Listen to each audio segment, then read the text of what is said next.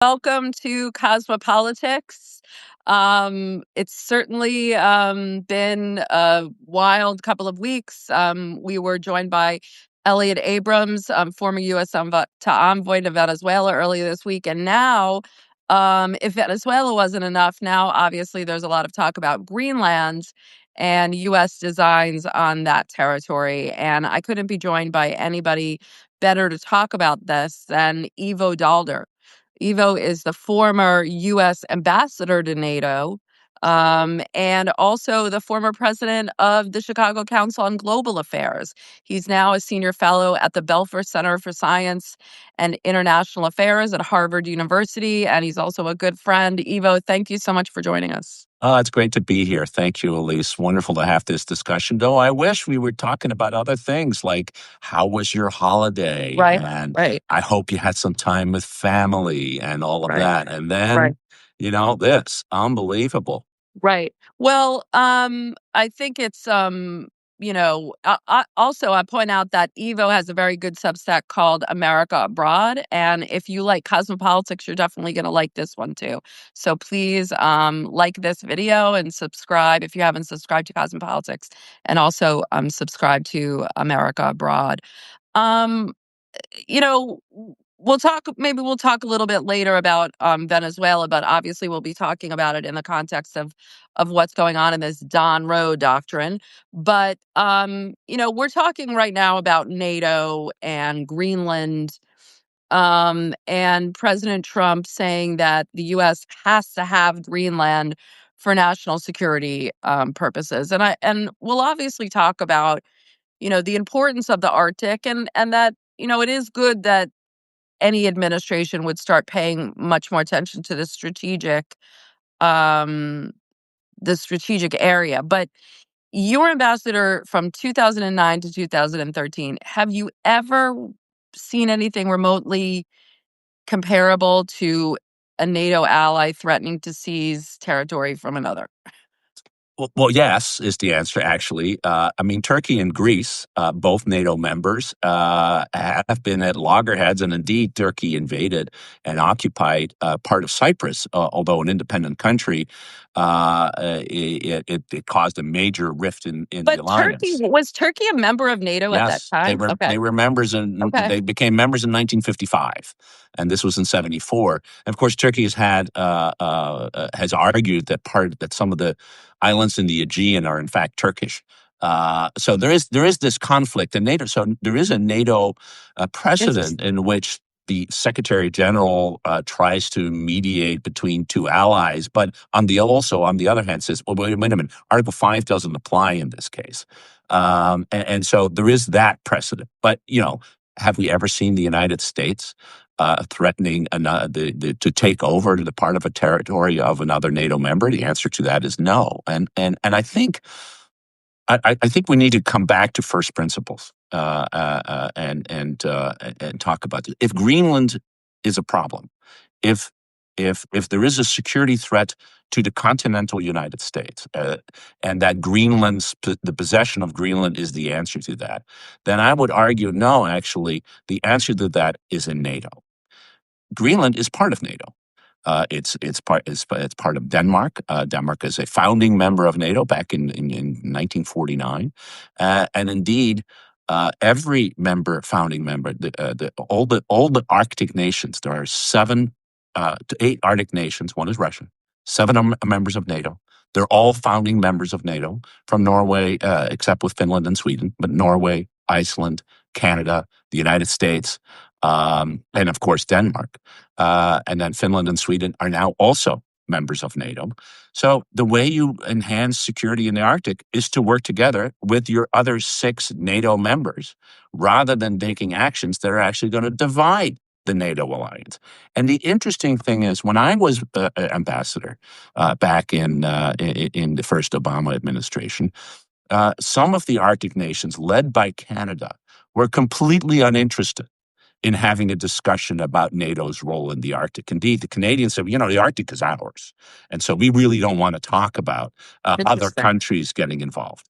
But what's interesting is that perhaps because of the claims of the 51st state or whatever is happening in Canadian politics and in response to Donald Trump, the Canadians are now leading the effort in NATO to say, no, no, no, let's have a real discussion about Arctic security in NATO. We want to work with our partners, with the United States, but also, importantly, with Finland, Sweden, Denmark, Norway, in order to have a real discussion about Arctic security.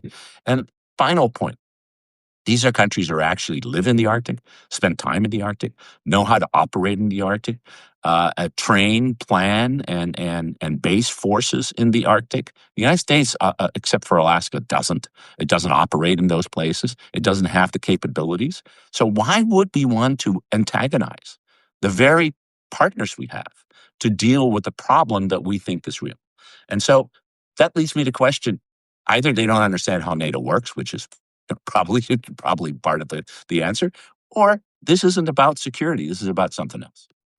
Let's step back and talk about the Arctic itself, why it's so strategic, and why Greenland is an important part of that Arctic security. And then, secondary and the U.S. presence there right now.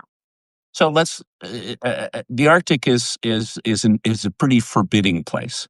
If you've ever been to the Arctic, whether it's to the pole or in Canada or in my case, I've been to northern Norway, which is it's interesting, but I've only been there in the summer.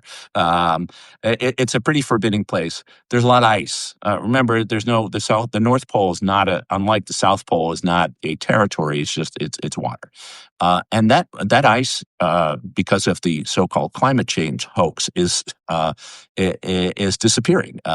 The Arctic is warming at twice the rate of the rest of the planet for climatological reasons. And so, as the ice disappears, the waters become available. And they are international waters, and those waters become available for military operations and exploration, for oil and gas. One of the reasons Norway is an oil and gas superpower is because they know how to drill in this part of the world. Same with the Russians. But the second reason is that it opens up transportation routes. It's much quicker if you've ever flown from the United States to, say, to India. You used to do that over the pole. You can't do it anymore because we don't fly over Russian territory unless you take Air India. But the same thing happens with transportation routes. So if China wants to send goods to Europe, or indeed to the east coast of the United States, much easier to do it by going up north around Russia and then down, coming through the Arctic down past Norway, Iceland, and into either Europe or the United States. It cuts about 15 to 20 days on a shipping route. So it's a 35% reduction. It's a very, very significant reduction. So it is strategically important. It is commercially important. And that's why spending more time thinking about the Arctic is something that the United States should be doing, and it has been doing. And I give the Trump administration credit; they are paying more attention to it, and that's a good thing. In terms of the presence that the United States has in the Arctic, of course, we have Alaska, and Alaska is part of. It's in fact our entry into that region. We do have military capabilities there. Those capabilities tend to be more focused across the Pacific towards Russia rather than across the pole to Russia. But nevertheless, we have capabilities there. We have forces that operate in this forbidding climate. We've long had a relationship with Norway where we deploy Marines way up north. Now temporary. It used to actually be on a rotational basis during the Cold War, training in this ice and snow climate and very cold climate. And we've had in Greenland large military presences for a very long time. We have a base there. We had a base, but we used to have many more bases. Of course, it was a critical part in World War II because Greenland sits right smack in the middle between North America and Europe, and it was occupied by the Germans. Denmark was occupied, and therefore Greenland was occupied by the Germans, and it was a worry that the Germans might use Greenland as a way to attack North America. And during the Cold War, we had large numbers of military capabilities. We had airplanes to do policing up in the north. We had a very, very, and still do, a very important radar system that tracks incoming ballistic missiles. The quickest way for the Russians to shoot nuclear missiles at the United States from land is over the pole. So you want to be able to track that. So we have a long-standing strategic interest in Greenland. And the way we've solved this since 1949, actually 1951, when we created the defense treaty with Denmark, was as allies. Why don't we together work to enhance our security together? That's what NATO is about. And so this whole idea that we now need to, now that the Arctic has become strategically more important, we need to own it in order to be secure. That sends the message that we only care about the security of territory we own. We don't care about the security of territory that we're allied with. So it undermines NATO. It undermines, and ultimately, it undermines our security. So when we talk about, when the president says we need it for security, we need it for security. Let's just play that out. What are the strategic considerations? Russia and China are also competing for influence in the Arctic, right? Yeah, Russia and China has some military presence. China would like to have a much larger presence, and mainly for commercial reasons, both in order for the shipping out of China to North America, to the east coast of North America, and to Europe, but also because of mineral deposits and oil and gas exploration and everything that is there. The Russians want it because they want to own the Arctic. They want to own. They're vulnerable from the north. They have a large coastline.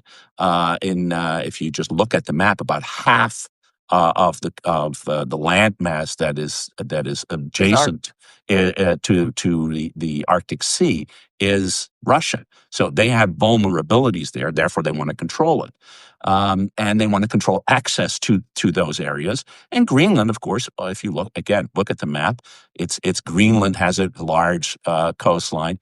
Canada has a huge coastline, and the United States has a small one in northern Alaska. And so there is this competition for influence and control of the region. It's not that there are tons of Russian and Chinese ships all over the place, which is what the president keeps on talking about. I mean, it's very hard to operate in this area. But yes, there is a strategic interest by Russia, by China. But we are much better off to work together with our allies who actually know how to operate, who have better icebreakers, who have better forces to do this, to deal with this challenge and say, we're going to just own Greenland. And then what are we going to do? We're going to be having to deploy more forces, and all of which we could do without having to take Greenland. Yeah, I want to get to that. If you're just joining us, I'm speaking with Ivo Daalder, the former U.S. ambassador to NATO and former president of the Chicago Council on Global Affairs, now at the Belfer Center at Harvard. So Denmark has actually pledged close to $14 billion in increased Arctic spending, and they've said that they'll accommodate any reasonable U.S. security request.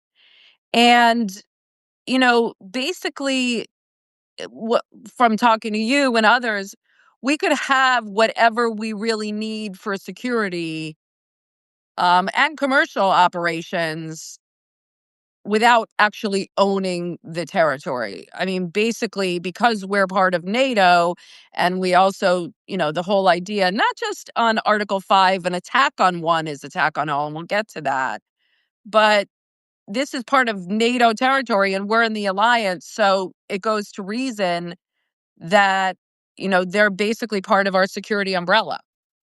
Yeah, no, exactly. And I mean, more importantly, by cooperating and working with the Danes, we could, if we had a serious plan of how we needed to have our forces to enhance security in Greenland. Let's say that we actually wanted to expand the number of American troops there, that we wanted to build a new air base that we could fly more significant operations out of the area.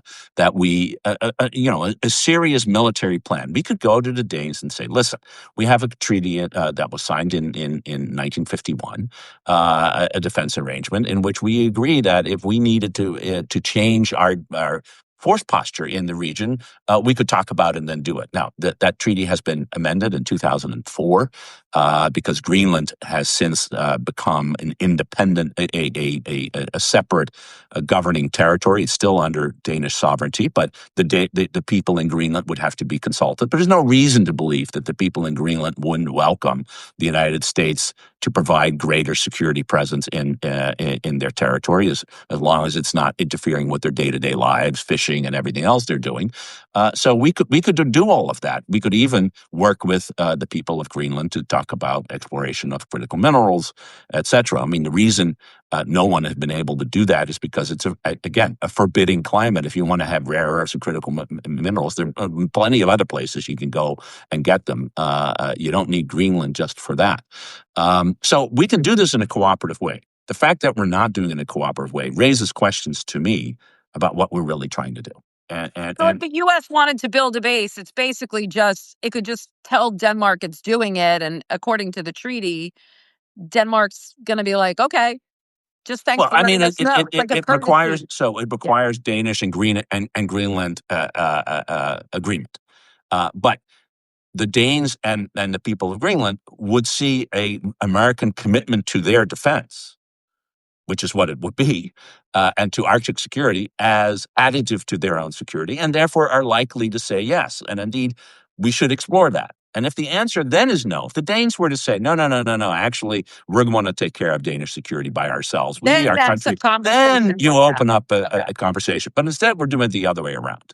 Yeah. And of course, antagonizing the Danes, making it less likely that they're willing to cooperate with us on issues that we care about. And by the way, the Danes are about as strong and important allies as the United States has ever had.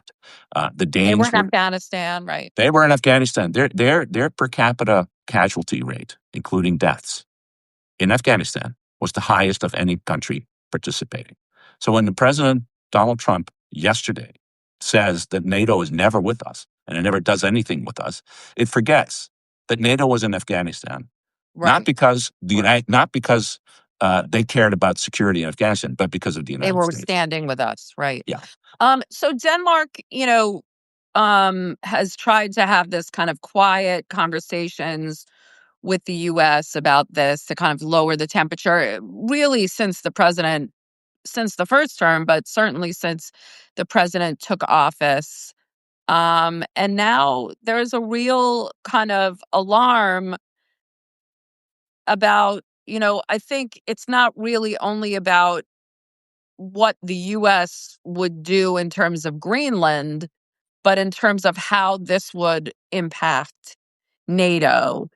And the prime minister said if the U.S. attacks Greenland militarily, everything stops. NATO, the security that's been provided since the end of the Second World War. Is she being dramatic, or is No, that an no, I think accurate assessment of what would happen to NATO? it's an accurate assessment. I mean, so if the United States were to attack a NATO country, which is what taking over Greenland, although it would be relatively simple from a military perspective to do that, would involve, then you just think about what would happen. So this happens. Denmark, as the country that is being attacked, would come to the NATO Council and say, we want to have a discussion about this, and in fact, we want to have a discussion about how we're going to respond as an alliance to the fact that we are being attacked. How are you going to defend me? NATO Article 5 says an attack Right. against one Right. is attack against all. The problem is that one of the attackers is part of the all. So you can't invoke Article 5, the only way to invoke Article 5 is for the United States to agree to respond to its own intervention. Not going to happen. But therefore you're going to have this discussion. You said you need to help me defend myself. And all the allies say, okay, we're prepared to do that, but we can't do it in NATO because you need Right. consensus. And you're not going to get consensus because the threat, the armed attack comes from a NATO member. And so in that sense, it does stop. That's number one.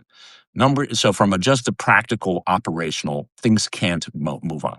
But number two is NATO is founded on a core principle. It's a core principle that the security of one is vital to the security of all, that security is indivisible, that Right. if I mean, I think and people think it's an attack. They just think Article 5, an attack on one is attack on all. But the security of one is akin to the security of all as a that's whole. why it works, right? That's why it works. So that the argument is that if Estonia, which is a member of NATO, were insecure, then Germany is insecure.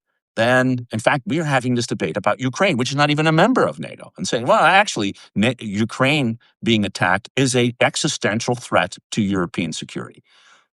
The United States, since 1941, really since its involvement in World War II, has defined the security of Europe as essential to American security. In fact, it's why we ultimately ended up in World War I and II. And NATO is the expression of that.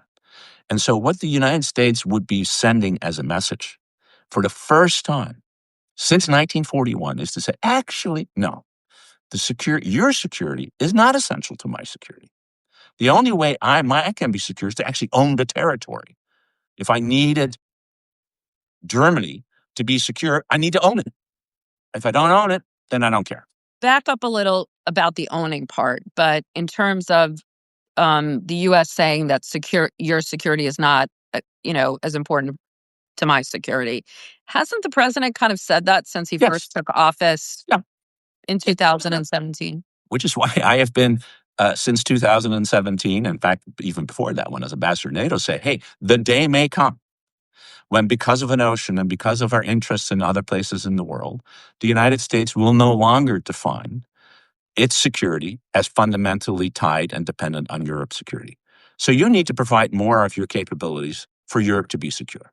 So And that's where I mean, look, you know, many presidents have, said that Europe has to share the burden because it's really their, backyard, and the US is providing too much security. And again, to his credit, the president, obviously with jawboning and strong arm tactics, did get NATO to kind of NATO members to step up and pay more of the share, and it's been something that many presidents have tried to do. But I do think it's less about kind of burden sharing and more about, well, why do we care? yeah, no, I mean, I think so.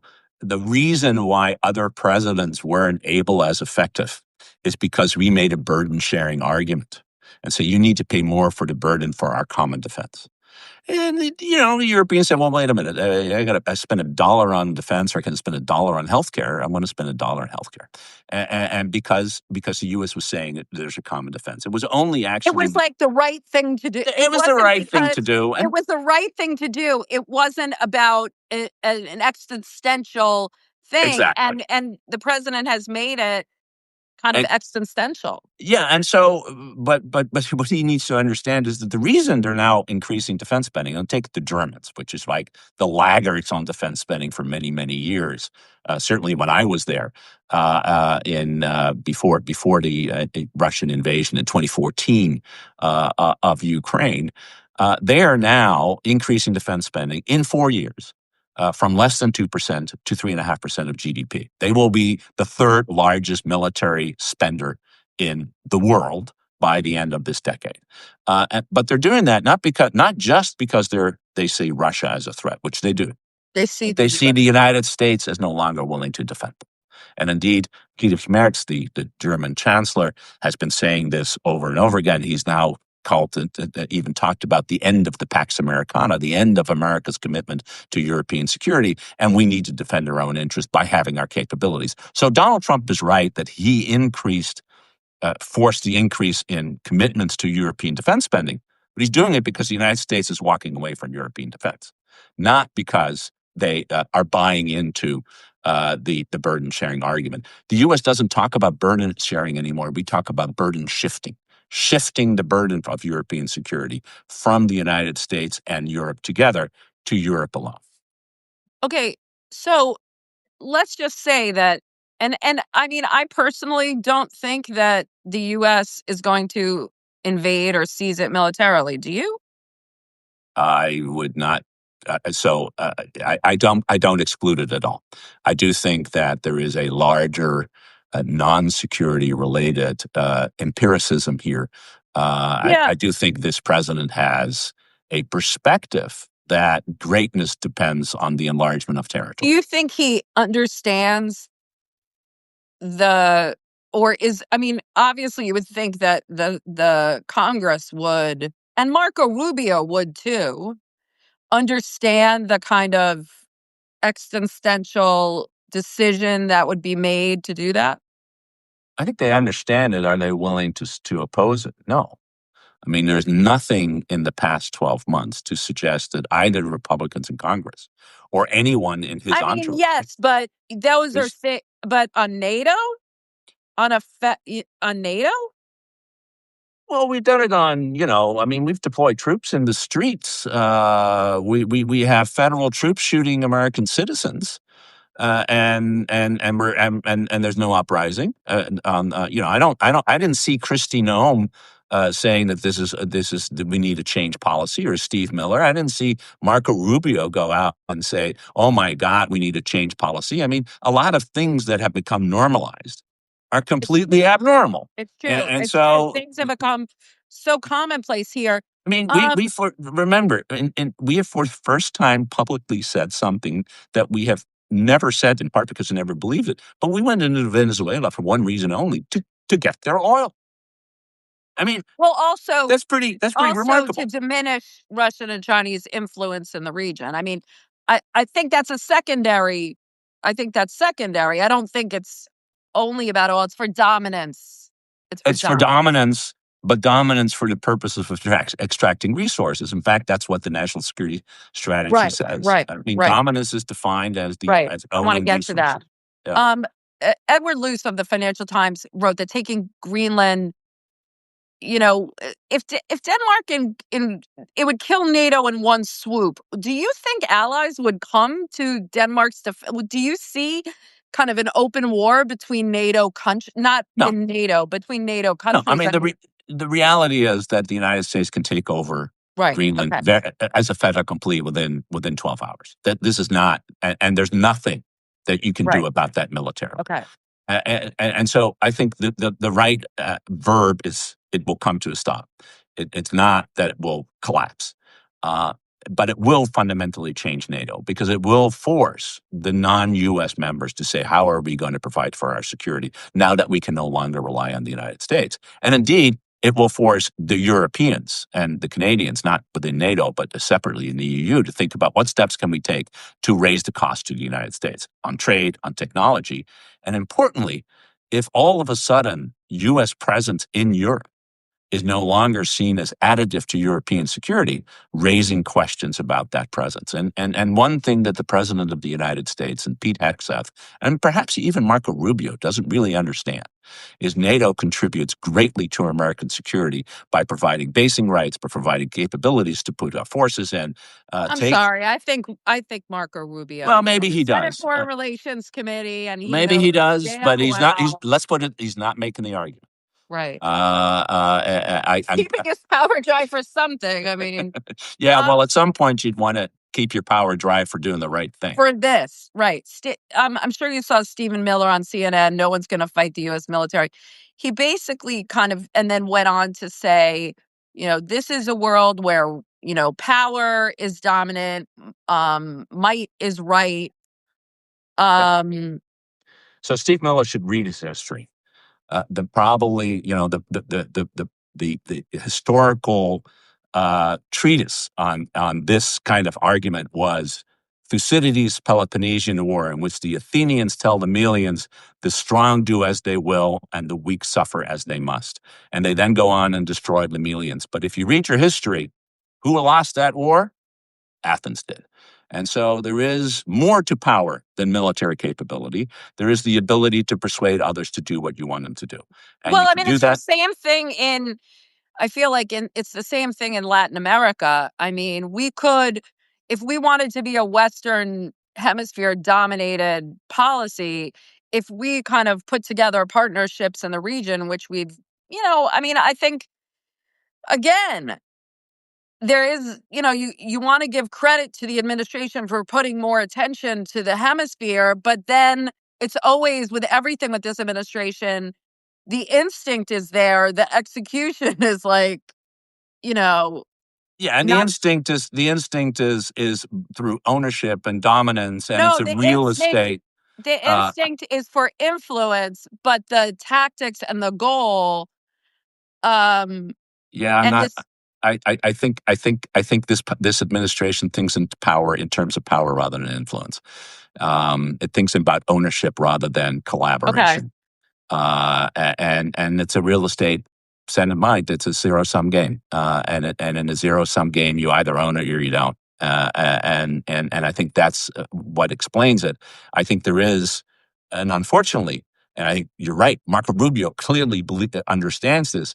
There is a 80-year history of America actually abandoning that imperial instinct and saying, no, no, we're better off when we cooperate, when we work together with others, when we use our influence to enhance our cooperation with other countries in the hemisphere, in Europe, in Asia. And that's how we counter other countries who do believe in Is it ownership. about ownership, or is it about looking at a map and saying, this is ours, it's bigger, we have I've expanded Yeah. the United States, or is it ownership because I feel I can do whatever I want with it? So both, but I think Greenland is one of those indications where I think Donald Trump may be driven by the same instincts that led Jefferson to Louisiana Purchase and McKinley to buy Alaska. He wants to have a bigger United States, and he wants to be seen as the one who brought that bigger United States together. It's not an accident that he talks about Canada as the 51st state. It's not an accident that he wants Greenland. Do He you has think told he really thinks he could do that? the 51st state argument, no. But Greenland, yes. He's also told Iceland that he wants to make it part of the United States, directly in a conversation between the president of the United States and the president of Iceland after his election in 2024. So this is how he thinks. He thinks about owning things. He's a real estate guy, and unfortunately, that's not how international politics works. And more importantly, it creates counter pressures and others are going to say, if that's how you're going to play the game, we're going to play the game differently, and we're going to start not cooperating with you, and that undermines our capability. Just as the best way to enhance security in the Arctic is do it through NATO, not by owning Greenland. Um, you know, the Trump team has argued in the national security strategy basically that the Western Hemisphere is ours. America controls the Western Hemisphere, but then that kind of gets you into this whole sphere of influence argument. Russia takes Europe, China takes Asia, everyone stays in their lane. Um, i- does Greenland fit into that, or is Yeah, this? yeah, no, clearly Greenland is part of North America. It's part of the Western Hemisphere in that sense. Very small part falls in the European continent. Most of it is in the North American continent. So yes, it's very much in this. We own the Western Hemisphere. He hasn't said that China owns Asia and Russia owns Europe, although that's part of the implication. The problem is it's not clear to me that the Chinese are going to be satisfied with just Asia. And there may well be reasons to think that the Chinese, who have major economic interest in Latin America, they're the largest trading partner of Latin America, larger than the United States, the largest investor in Latin America. Then it may be a little bit more difficult for the United States, particularly if it behaves in the way it's behaving in an imperial fashion. To force the Chinese out, they may force them out of not buying Venezuelan oil. Fine, they'll buy Brazilian oil. I'm not sure that we're going to invade Brazil or other countries in order to direct their policy. So this is a short-term gain for long-term pain, and I fear that this will come back to haunt us as a turning point in America's role in the world. The national security strategy also defines European immigration policies, not Russian kind of, revisionism, as a problem for U.S. security. And it kind of aligned Trump's agenda with these European far right parties and cast European integration as civilizational erasure. I- How does what's happening, you know, it fits into this broader vision of the Europe and the transatlantic relationship. And, Greenland, fine, it's about power, it's about the Arctic, it's about, dominance, but it's part of this larger way that President Trump has looked at Europe since his first term. Yeah, I think I'm not sure how committed tr Trump is, Vance is, but I'm not sure how committed Trump is to this ideological view But of what's Europe happening in in Europe. general, the whole idea that like Europe, up until 2016 has been like our right arm. Oh yeah, no, but I think if you read the sections in the national security strategy on Europe, it's a transposition of the same critique of the United States. Immigration is bad, which for a country of immigrants, and by the way, I'm an immigrant in this country, so it's kind of interesting. I don't think that immigration is bad to the United States, but it's very good to me, and I would think that perhaps I've been relatively good for the country, certainly not bad in that sense. And this entire idea that somehow having people of different religions and different cultures and different ethnic backgrounds and indeed different races is somehow bad for Europe or indeed bad for the United States. I don't buy. I don't. The Europeans don't buy it. Yes, there are far right movements that buy it in Europe. But Europe is not going to survive. It's not going to be able to prosper. Neither is the United States, by the way, if we're only rely on a native population, which is becoming increasingly elderly, increasingly unable to produce, increasingly unable to meet the demands of a society that is becoming increasingly old. And so the idea that somehow immigration is part of the problem in Europe is the same idea that the immigration is a part of the problem in the United States. It isn't. It never has been. And I think that's part of an ideological perspective. Whether Trump really buys it or he's using immigration as a means to mobilize his political base is a different conversation. But Yep. um, So whereas I the think US Vance does is buy it. so, if this Greenland thing, erupts, the US is heavily dependent on European bases, ports, airspace for global operations.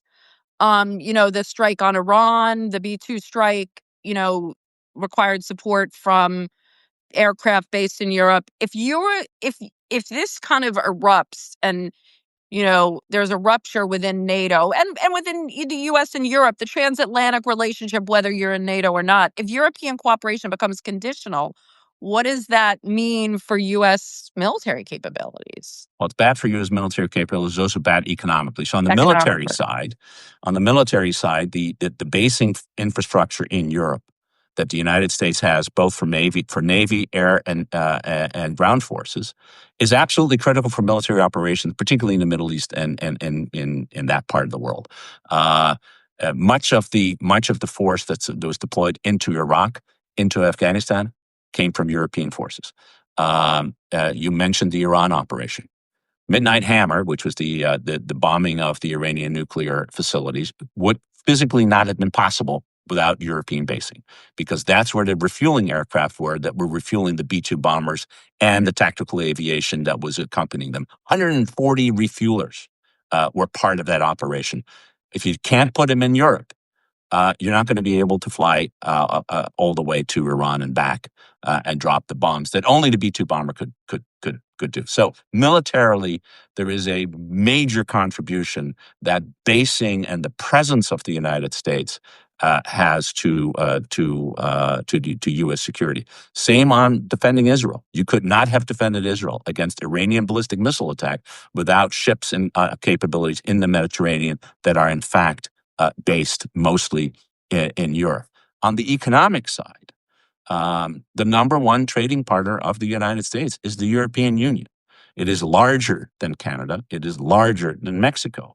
And indeed, the only place in which U.S. exports have significantly increased over the past year is to Europe, because Europeans have cut But on the tariffs. Yeah, but on the flip side, Europe is still heavily reliant on U.S. for all of that, plus intelligence, Oh, command yeah. and No, no, control. no. I mean, So we're that much kind of better. Yeah, you were much better off on the intelligence side and to cooperate. But the incentive to reduce dependence on the United States and ultimately to find new ways to deal with it and to, you know, duplicate American capabilities. The one thing that we've never wanted Europe to do. We've always told them, don't duplicate. Don't do what we do. You can rely on us for our capabilities, but you can't rely on the United States anymore.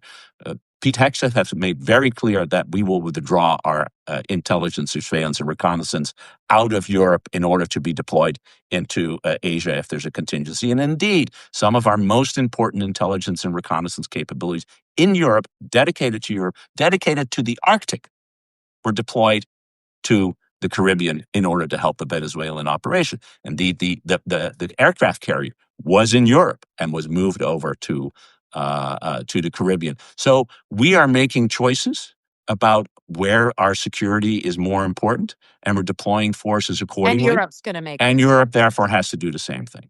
Yep. Um, to finish up, what's your assessment of how this ends? Does the president kind of back down?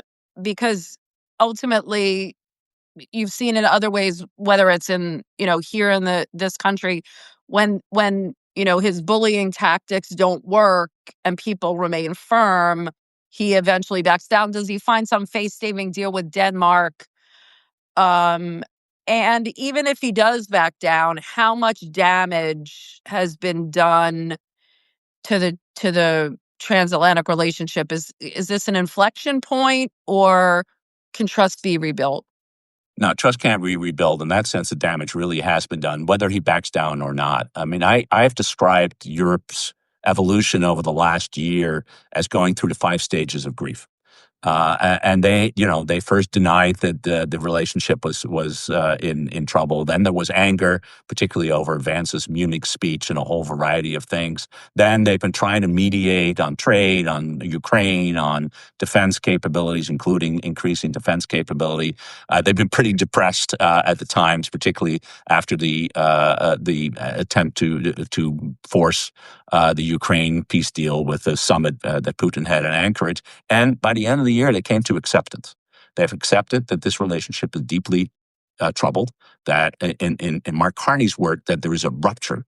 And I think 2026 is the time in which Europe is going to say, okay, there is a rupture. Let's recognize it. We therefore need to take steps to enhance our own security, our own economic security, and our own capabilities. And I think that there is going to be much more conflict, much more disagreement between Europe and the United States on issues like trade. I don't see them taking and swallowing the 15% tariffs forever without a response on technology and denying American companies the kind of access and dominance that they've had for free, and a whole variety of ways in which Europe is going to exercise the power that it has, which we tend to ignore.